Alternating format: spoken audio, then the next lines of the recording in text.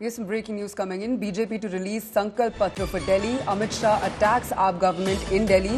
Shah says Kejriwal has a record in breaking promises. He further says Kejriwal has a record in telling lies and Modi has fulfilled every promise made so far. Amit Shah in a post on X said, in the Delhi elections, there is one side where Modi ji has fulfilled every promise made to women, poor, youth and the elderly. And on the other side, there's Arvind Kejriwal who set a record in breaking promises and telling lies.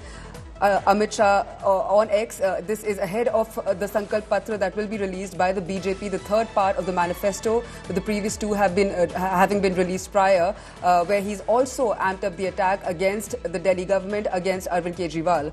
We have Himanshu Mishra joining us on the phone line for more on this. Himanshu, Amit Shah ने x पे post किया है जिसमें वो बोल रहे हैं कि मोदी गवर्नमेंट है उन्होंने सारे वादे पूरे किए हैं और केजरीवाल की गवर्नमेंट ने एक ही काम किया है, वो है झूठ बोला है और प्रॉमिसेस को तोड़ा है. हमें और जानकारी दीजिए कि जो इनका थर्ड पार्ट है मैनिफेस्टो का, इसमें हम क्या एक्सपेक्ट कर सकते हैं? देखिए, जो थर्ड पार्ट है, अभी तक जो दो पार्ट्स आए हैं उसमें वुमेन्स के लिए जो है 2100 रुपए लाडली बहना योजना के तहत, उसके साथ साथ हेल्थ सेक्टर में सरकार क्या करने जा रही है, वेंडर्स के लिए जो रेडी पटरी कैब ड्राइवर हैं, ऑटो ड्राइवर्स हैं, उनके लिए, और उसके साथ साथ एजुकेशन में ओबीसी एससी के बच्चों के लिए free education to KG to PG का वादा जो है भारतीय जनता पार्टी ने अभी तक दो अपने मैनिफेस्टो को जो पार्ट है संकल्प पत्र उसमें अभी तक जारी किए हैं. आज क्योंकि गृह मंत्री Amit Shah third part release कर रहे हैं भारतीय जनता पार्टी के मैनिफेस्टो संकल्प पत्र का, तो ये कहा जा सकता है कि जितनी बची हुई योजनाएं हैं उनके ऊपर जो है वो भारतीय जनता पार्टी का फोकस रहेगा. और खुद गृह मंत्री ने इस बात को होम मिनिस्टर ने ट्वीट करके कहा है कि अभी तक सरकार की तरफ से जो वादे किए गए थे वो पूरे किए गए हैं दिल्ली को लेकर, और अरविंद केजरीवाल सिर्फ झूठ बोलते रहे हैं. तो ये एक और बड़ी चीज है कि आज गृह मंत्री खुद मैनिफेस्टो का थर्ड पार्ट जो फाइनल पार्ट है उसको रिलीज करने जा रहे हैं.